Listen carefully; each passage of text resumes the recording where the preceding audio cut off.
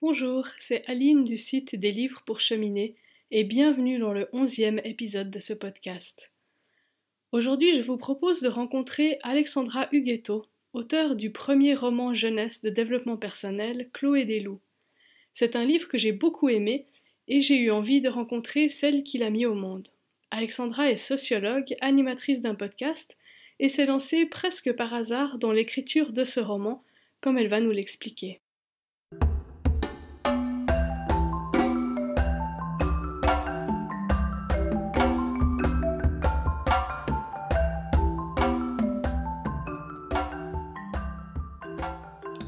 Alors, bonjour Alexandra, merci beaucoup d'être avec moi dans ce podcast. Je suis très heureuse que tu aies accepté mon invitation. Merci Aline, bonjour. Alors, en fait, j'ai eu envie de t'interviewer parce que j'ai lu ton premier roman, Chloé des loups, qui m'a énormément plu, je dois dire. Et voilà, j'ai eu envie d'un peu d'en discuter avec toi, mais avant de parler de ton livre, est-ce que tu pourrais te présenter un petit peu, nous expliquer un peu ton parcours, parce que je crois que tu as différentes casquettes. Est-ce que tu peux nous en dire un petit peu sur ce qui t'a amené à écrire ce livre? Alors d'abord merci, je suis ravie que ce livre ait été plu. Il est important pour moi dans ma vie, donc c'est toujours une joie quand il est bien accueilli. Euh, pour me présenter, je suis sociologue et philosophe de formation. J'ai un job classique, hein, je suis consultante et sociologue dans les entreprises. Et j'ai à côté de ça un engagement important depuis plusieurs années maintenant auprès des femmes, qui est appuyé sur principalement mes connaissances en sociologie ainsi que des connaissances en développement personnel que j'ai développées que j'ai acquises sur plusieurs années. Et mon engagement, c'est d'aider les femmes à être libres d'elles-mêmes en sortant des conditionnements et des loyautés familiales. Super. Alors, pour ceux qui n'auraient pas encore lu ton livre, est-ce que tu pourrais nous présenter Chloé des loups, nous dire en quelques mots de quoi parle ton roman? Alors, Chloé des loups est un roman initiatique jeunesse, c'est une fiction, l'histoire d'une jeune fille dans un univers imaginaire. Cette jeune fille de 17 ans est engluée dans une famille assez épouvantable et a devant elle une destinée assez épouvantable également. Et elle a une année pour pouvoir choisir un chemin différent. Sauf qu'elle est morte de trouille, donc cette année va être pleine de rebondissements pour qu'elle réussisse à s'émanciper. Ouais, effectivement. Et donc, ce livre est présenté comme un roman donc pour les jeunes de développement personnel. Pourquoi est-ce que tu as eu envie d'écrire pour les jeunes et pourquoi du développement personnel? Alors déjà, je vais commencer par répondre à pourquoi du développement personnel. Moi, j'ai découvert ce monde illimité du développement personnel il y a une vingtaine d'années. Et cette découverte m'a ouvert énormément de perspectives, bien plus que je n'aurais pu l'imaginer. Et c'est important pour moi aujourd'hui de transmettre en quoi certaines connaissances ou certains outils peuvent être réellement transformateurs dans nos vies et vecteurs de liberté. Donc ça, c'est important pour moi de transmettre ça. Après, pourquoi les jeunes Je pense qu'il y a deux raisons à ça. D'abord, la première, finalement, je ne l'ai pas vraiment voulu comme ça au départ, mais cette idée de roman, Chloé des loups, m'a vraiment été offerte par le personnage. J'en suis absolument certaine qu'elle est venue toquer à la porte de mon inspiration pour que je raconte son histoire. Une nuit, j'ai pensé à elle, j'avais son prénom, l'histoire avec son père, l'univers Anturia autour d'elle. C'était tellement clair et à l'époque, jamais de la vie j'aurais imaginé écrire un roman. Donc, bon, déjà, ce qui a toqué à ma porte, c'est raconter l'histoire d'une jeune fille de 17 ans. Et bien sûr, en étant tellement portée par le développement personnel et parce que ça a pu m'apporter pendant toutes ces années, au fil de l'écriture, assez vite, je me suis dit: «Mais cette héroïne a un potentiel initiatique très fort et si, en plus de ce potentiel initiatique, j'essayais d'y amener un peu de pédagogie?» Pas trop parce qu'à cet âge-là, on aime lire pour se distraire, on n'a pas forcément envie de lire un bouquin pratique de développement personnel, mais un peu quand même. Et de fait, est arrivée l'idée du carnet intime de l'héroïne qui me permet de temps en temps dans le récit et à l'appui d'un chapitre un peu fort qu'elle vient de traverser, de pouvoir décoder quelques connaissances de développement personnel. Donc ça, on va dire que c'est, ce sont les deux premières raisons. À ça s'en ajoute une troisième. Euh, Moi, quand j'étais jeune, j'étais très très engagée autour d'une carrière artistique. Je voulais être chanteuse d'art lyrique. Mhm. Je suis allée vraiment très très loin dans la formation. Cela dit, comme j'avais la tête bien faite, c'était pas vraiment le projet que mes parents avaient pour moi. Ouais. Et je pense qu'inconsciemment, j'ai intégré la destinée qu'ils projetaient sur moi, en fait. Et je me suis certainement auto-sabotée toute seule. J'ai dû renoncer à cette carrière à la suite d'une calcification du pharynx qui m'empêchait définitivement de pouvoir être professionnelle. Mhm. Et je suis assez convaincue, un regard ultérieur m'a permis de comprendre que je me suis probablement auto-sabotée. Et si à l'époque, j'avais eu connaissance des croyances limitantes, de la question des conditionnements familiaux et sociétaux, peut-être aurais-je pu éviter ça. Donc, c'est important pour moi aujourd'hui de toucher un public jeune et de lui transmettre, je l'espère, quelques outils et connaissances qui leur permettront de faire des choix plus éclairés. Mhm. Tout à fait. Et j'ai trouvé que c'était très agréable comme tu as intégré ce carnet de Chloé dans l'histoire. Ça fait une petite pause de temps en temps comme ça avec des choses constructives sans que ça coupe trop l'histoire en fait. Oui, c'est ça, je ne voulais pas. J'ai mis un peu longtemps à trouver le bon format. À l'origine, ça devait être un carnet, mais qui était à la fin du roman et qui permettait a posteriori de pouvoir décoder quelques étapes euh, assez euh, importantes dans le cheminement de Chloé. Et rapidement, je me suis dit qu'elles ne seraient pas lues, en fait, ces pages, si elles étaient à la fin du livre. Mhm. Et en même temps, je ne voulais pas qu'il y en ait trop non plus au milieu du livre pour ne pas casser le fil du récit. Et le fait que euh, l'héroïne ait un carnet intime, en plus qu'elle trouve de manière un peu magique, que ce carnet intime l'accompagne, finalement, m'a trouvé être la bonne solution, sachant que moi-même, des carnets comme ça, j'en ai plein, j'en écris plein depuis 20 ans. Mhm. Donc, je me suis servie de ma propre expérience. D'accord. Et dans ton histoire, en fait, chaque être naît et meurt d'une roche et en fait vit en une espèce de symbiose avec une roche. Et j'étais très touchée en fait par la relation que les personnages avaient avec cette roche, avec tout leur environnement naturel finalement, avec les éléments aussi. Il y a beaucoup le vent qui entre dans l'histoire. Mhm. Est-ce que ça, c'était une thématique importante pour toi? Et puis, quelles étaient les autres thématiques que tu voulais amener dans cette histoire pour les transmettre finalement aux jeunes qui allaient te lire? Alors, merci de l'avoir remarqué parce que ça ne touche pas tous les lecteurs. Mais c'était tellement important pour moi que l'héroïne puisse vivre dans un temps où finalement on avait oublié que la connexion au vivant était une ressource tellement importante Mhm. pour survivre et qu'elle le redécouvre. Ça, c'était important pour moi et qu'elle puisse le redécouvrir notamment par sa capacité à s'émerveiller et à trouver que le vivant était beau. Chloé voit beaucoup euh, est très émerveillée et dans un état intérieur extrêmement puissant lorsqu'elle est dans la nature, lorsqu'elle danse. C'était important pour moi que par le corps et par la nature, ce personnage puisse se sentir plus fort. Notamment en écrivant pour les jeunes qui aujourd'hui sont quand même hyper connectés et du coup sont aussi dans une vie hyper mentalisée, parfois décorrélée de tout lien avec la nature, c'était important pour moi que cette héroïne puisse avoir cet ancrage très fort. Ouais, tout à fait. Bah, ça ressort très bien. Moi qui suis très sensible à la nature, ça m'a beaucoup plu en fait. Tant mieux.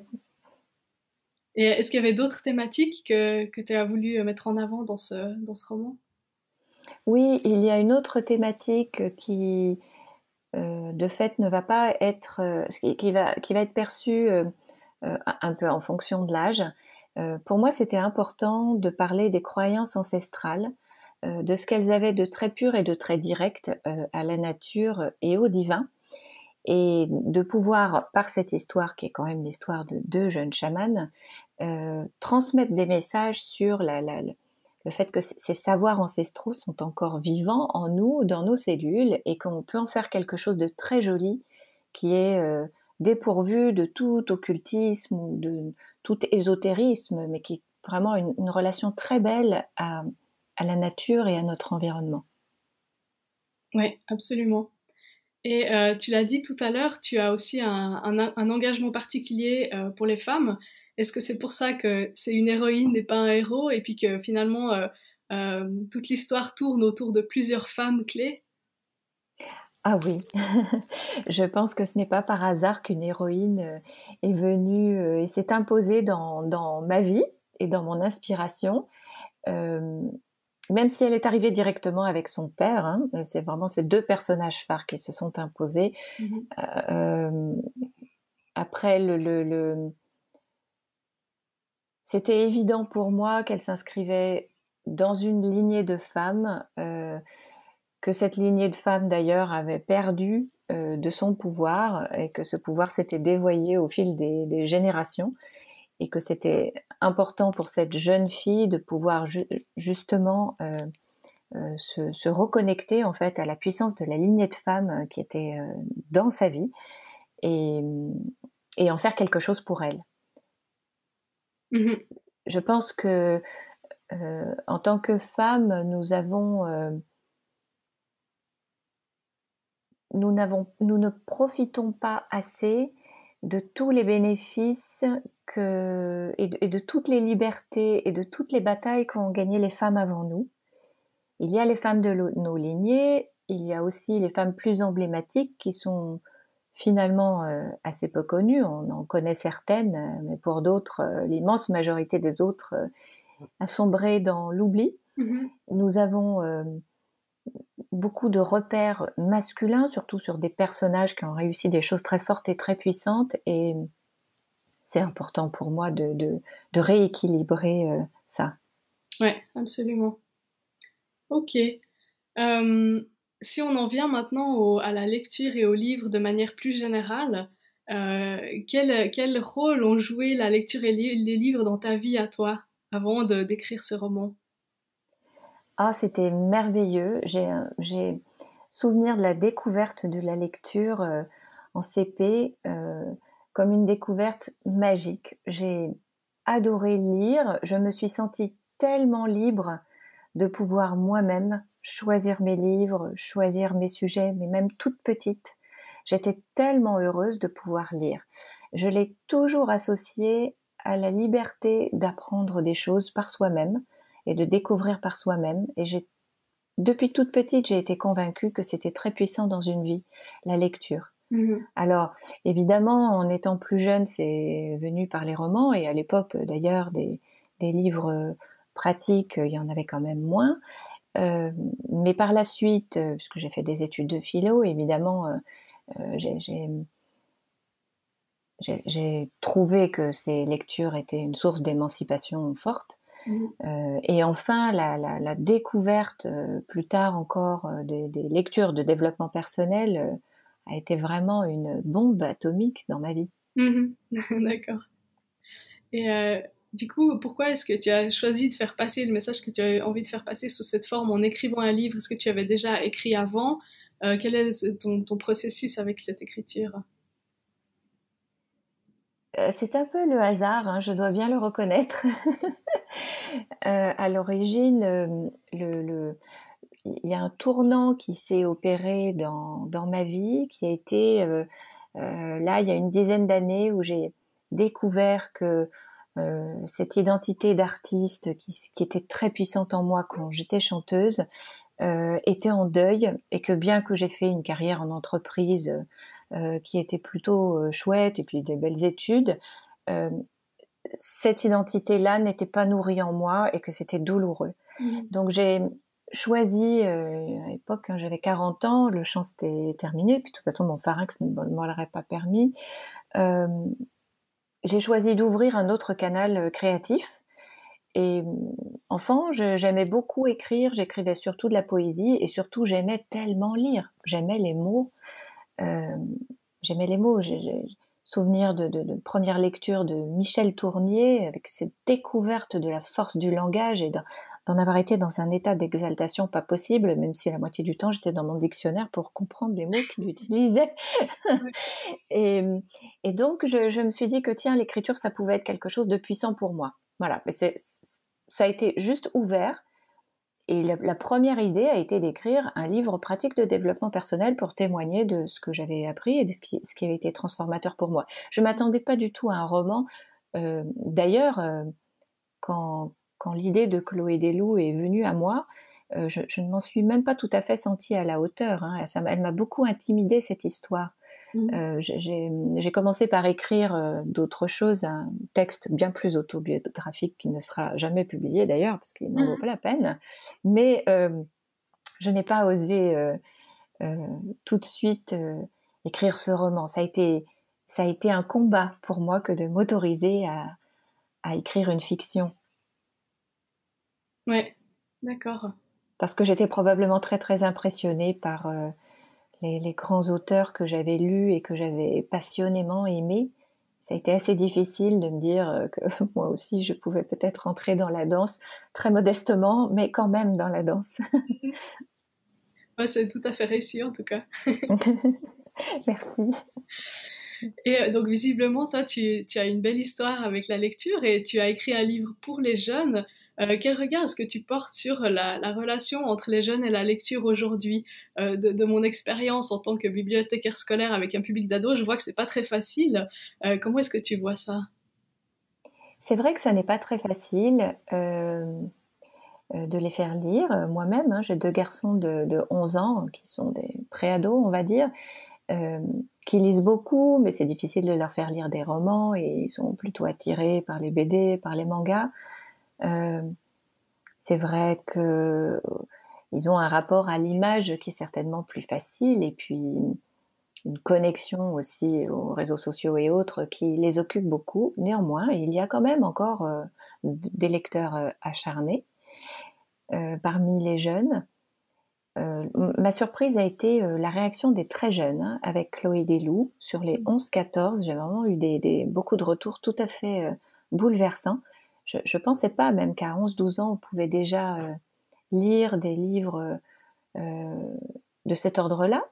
Et en fait, je découvre que voilà, les petites filles qui viennent vers moi pour me faire signer leurs bouquins, que en fait, elles ont déjà lu tous les Harry Potter, et puis elles ont même déjà lu les Hunger Games. Enfin voilà, elles sont déjà sur des niveaux de lecture qui sont mais impressionnants. Ouais. Donc j'ai l'impression quand même que bien que leur monde soit très virtuel, très connecté, il y a encore une place pour la lecture, même si j'imagine que ce n'est pas simple, et que ce n'est pas le cas pour la majorité. Ouais, tout à fait. Et justement, c'était une question que je voulais te poser par rapport au retour que tu as eu des jeunes sur Chloé Desloups. Est-ce que tu as eu un retour par rapport à la partie développement personnel? Est-ce que est-ce que ça les touche? Est-ce qu'ils ont l'impression de pouvoir utiliser ça dans leur vie? Est-ce que ça les aide d'une certaine manière? Oui, j'ai eu des retours très touchants pour ça. Euh, Notamment, alors sur les plus jeunes, c'est marrant, c'est un peu, comment dire, euh, il y a des tranches d'âge qui font qu'ils vont prendre certaines choses ou pas. Par exemple, sur les jeunes ados, ce qui leur parle beaucoup, c'est la peur. Donc, les pages du carnet de Chloé sur comment avancer avec sa peur, et les pages sur comment se rassurer en se connectant à son enfant intérieur, ça leur parle énormément, Mhm. ainsi que celle sur comprendre sa colère. Voilà, sur les plus jeunes, c'est ça qui prend très, très fortement. Mhm. sur un public plus young adult. Ils vont aller plus raisonner sur les croyances limitantes, sur les bienfaits de la pensée positive, sur la méditation, la respiration. Ça va plus les interpeller. Mhm. Et j'ai eu des témoignages tout à fait touchants de jeunes qui m'ont dit qu'il y aurait un avant, un après. Il faut dire qu'à cet âge-là, ils ne lisent pas de livres pratiques de développement personnel parce qu'ils ont déjà un programme scolaire tellement chargé, ils n'ont aucune envie de lire des livres pratiques. Ouais. Donc, en tout cas pour les retours que j'ai eus, c'était la première fois qu'ils étaient véritablement confrontés à du texte de développement personnel. Et ça les a marqués. D'accord. Ouais. Après, un retour qui était complètement inattendu, c'est le retour des mamans. En fait, ce roman est beaucoup offert par les mamans Mhm. à leurs filles. Et alors ça, je m'y attendais pas du tout. D'abord, je m'attendais pas du tout à ce qu'il plaise autant aux adultes. Ça, c'est la surprise. Mhm. Peut-être que la dimension plus spirituelle du roman et justement de plus de connexion au vivant est quelque chose qui va résonner très fort avec les adultes. Ouais. Mais là où j'ai eu des témoignages mais trop beaux, c'est les mamans qui m'ont dit que ça a ouvert que les pages grises du carnet de Chloé, donc qui sont matérialisées en gris dans le texte, leur ouvraient un espace de discussion avec leur ado sur des sujets de fond qui n'étaient plus si simples à aborder en direct, voilà, parce que voilà, quand on est maman, on n'est pas toujours la mieux placée pour parler avec ses enfants, surtout de sujets comme la peur, la colère et autres. Et que non seulement ça leur donnait un argumentaire avec des mots que j'ai déjà choisis, et puis un argumentaire bien structuré autour d'une thématique, que ça, elles pouvaient vraiment s'en inspirer pour ouvrir l'espace de discussion, mais aussi que le détour par l'héroïne, Chloé, leur permettait finalement de parler de ces choses-là sans forcément parler de leur fille. Et du coup, ouvrir un espace de discussion qui était un joli espace pour parler de Chloé et en même temps de sujets de l'adolescence. Ça, c'est Et ça, génial. c'était très très beau. Et de fait, depuis, j'anime des ateliers maman-ado Mhm. où j'organise une rencontre, on prend une thématique du carnet de Chloé que je lis et ensuite on échange entre les mamans et les ados. Alors ça se fait qu'avec les jeunes ados, hein, jusqu'à Mhm. 14 ans. Après, honnêtement, elles n'ont plus rien envie de faire avec leur maman. Mais et c'est normal. Mais voilà, ces ateliers sont très mignons. J'y prends un immense plaisir. Ouais. Ah, c'est génial, ça veut dire que c'est une lecture familiale finalement que tout le monde peut lire et puis ça permet une discussion, c'est chouette. C'est ça. Et ça, je ne m'y attendais pas du tout. Au contraire, même, j'ai plutôt écrit ce roman en disant, je veux que l'histoire intéresse les jeunes et qu'ils la lisent pour l'histoire et qu'au détour de l'histoire, ils découvrent des choses. J'avais pas nécessairement envie que ce livre soit prescrit par quelqu'un d'autre. Et au final, si, et ça marche très bien. Mhm. C'était une surprise. Ouais, ouais, super. Et est-ce qu'il y aura un deuxième tome de Chloé des Loups pour la suite? Oui, il y a une suite qui est prévue. Peut-être que ce ne sera pas le prochain livre publié parce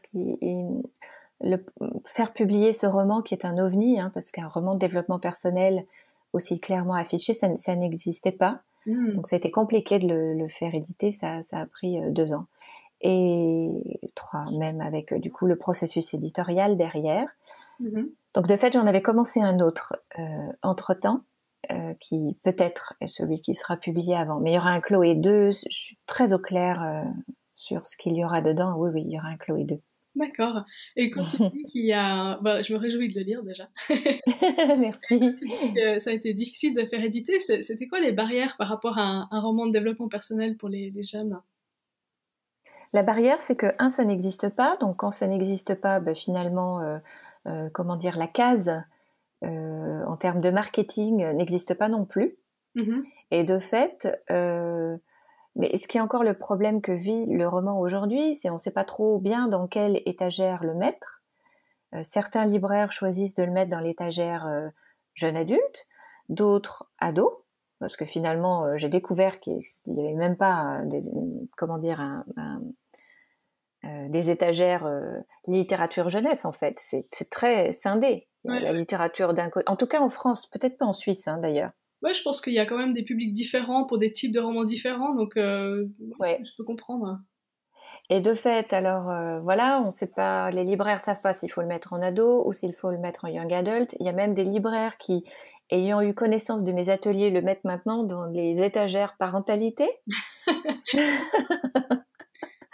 Donc, c'est la difficulté à le faire éditer était celle-là, le côté hors casting connu. C'est marrant parce qu'en fait, la différence, c'est vraiment ces pages théoriques, entre guillemets, du carnet de Gray, parce qu'il y a des tas d'histoires qui parlent aux jeunes de toutes sortes de situations qu'ils vivent, un peu comme ton histoire, sauf qu'il n'y a pas ces pages qui explicitent, en fait, ce que l'histoire veut nous transmettre, finalement. Et tout à fait. Je suis bien d'accord avec toi. Ouais, ouais. Bon, bah, tu as ouvert une brèche comme ça pour des prochains auteurs. C'est ça, j'espère que d'autres vont s'y engouffrer parce que je suis vraiment convaincue que ça, c'est utile pour eux. Ouais, parce que quand j'ai lu ce roman, pour moi, j'ai lu un roman, j'ai pas eu l'impression de lire un livre de développement personnel, même si effectivement il y a ces pages qui apportent un plus. Mais pour moi, c'est d'abord un roman, donc ouais, c'est marrant qu'il y ait eu ce genre de résistance. Eh ben, tant mieux. Merci, j'aime beaucoup ce retour. Ouais, c'est d'abord l'histoire qui est sympathique, qui est agréable à lire, dans laquelle on se laisse prendre, etc. Donc je pense que ouais, c'est intéressant. Ça, c'était vraiment l'intention de départ, que l'histoire porte elle-même et qu'elle amène à s'intéresser, mais en second, à des sujets de développement personnel. Mhm. Mm. Ouais.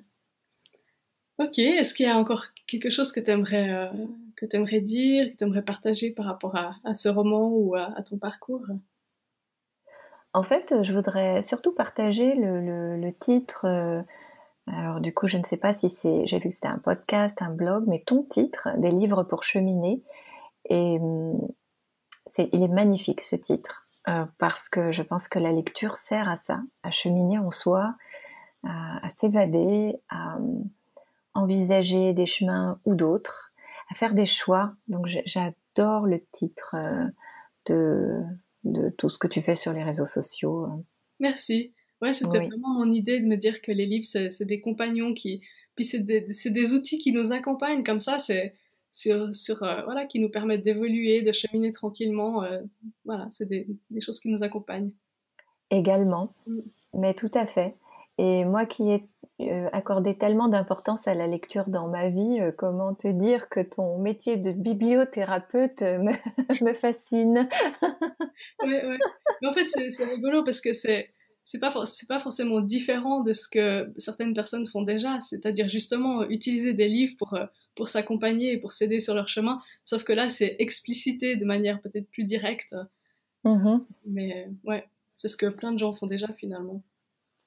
Oui, c'est un peu comme la démarche de Chloé Deslou finalement. C'est explicité de manière un peu plus directe, mais ça ressemble quand même à des romans initiatiques tels qu'il y en a eu d'autres. Exactement, absolument, c'est vrai.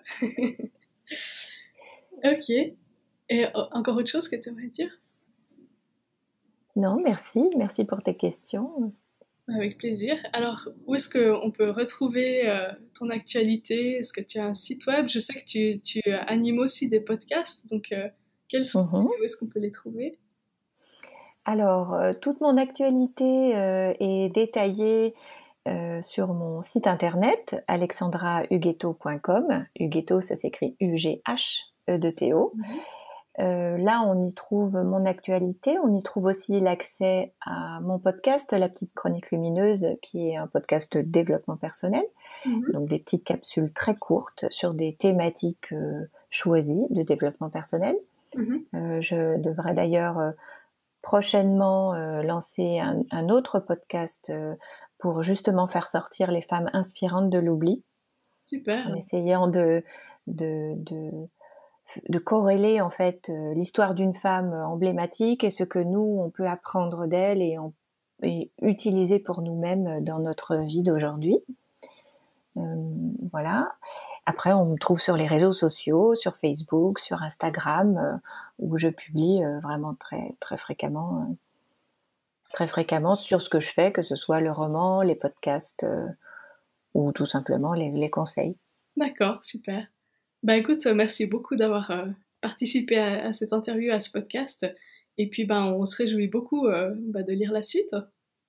Merci beaucoup, Aline. C'était un grand plaisir pour moi d'être interviewée par toi. Avec plaisir. Alors, à bientôt. À bientôt. Voilà, c'est la fin de cet épisode du podcast Des livres pour cheminer. J'espère que cette discussion avec Alexandra vous a donné envie de lire Chloé des loups ou peut-être de l'offrir à vos ados, puisque, comme vous l'avez entendu, il semble que ce livre donne naissance à de beaux échanges intergénérationnels. Si vous aimez ce podcast et que vous avez envie de le soutenir, la meilleure manière est de lui mettre l'évaluation maximum dans votre application de podcast préférée ou sur iTunes. Cela m'aidera à le faire connaître. Merci d'avance et je vous retrouve au prochain épisode.